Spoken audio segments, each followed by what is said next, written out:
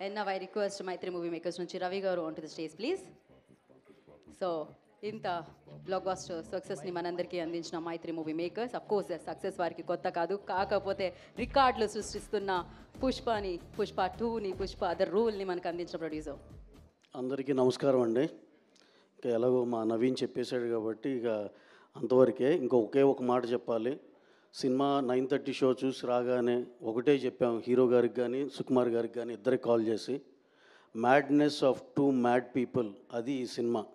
World wide అందరూ witness చేస్తున్నారు. అది ఆ స్టేట్మెంట్ మాత్రం దానికి కట్టుబడి ఉన్నాం. ఎవరు చూసినా సరే దాన్ని మాత్రం ఎక్కిపోయిస్తారు.